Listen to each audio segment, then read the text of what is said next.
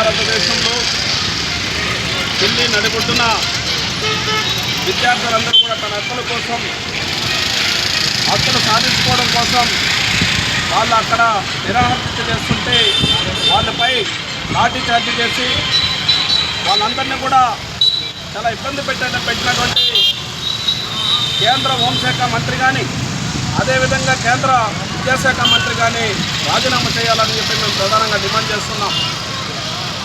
భారతదేశంలో ఉన్న ప్రజలందరికీ కూడా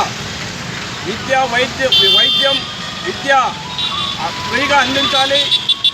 ఇది ప్రజలందరికీ చాలా ఉపయోగపడుతుంది. చదువుకున్న విద్యార్థులందరూ కూడా ఈరోజు కష్టపడి రోజులు చదివి పేపర్ లీకేజ్ అయిందనేసి ఎగ్జామ్ టైంలో మళ్ళీ ఎగ్జామ్ పెట్టే విధంగా ఇది చేస్తే వాళ్ళందరూ కూడా భవిష్యత్తు సర్వనాశనం అవుతుంది. మనం ఆంధ్రప్రదేశ్లో చూస్తే చైతన్య గాని నారాయణలో అనేక మంది విద్యార్థులు ఆత్మహత్యలు చేసుకొని చనిపోతున్నారు. ఎందుకు?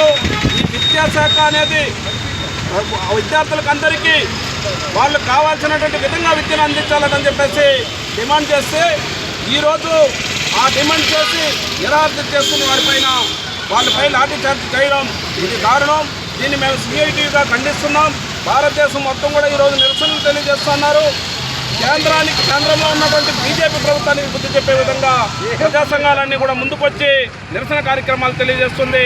అందులో భాగంగానే రేణుగుంట కూడా సిఐటి కూడా ఈ కార్యక్రమంలో పాల్గొనింది. నా పేరు సెల్వరాజు, సిఐటి మండల కన్వీనరు. నమస్కారాలు.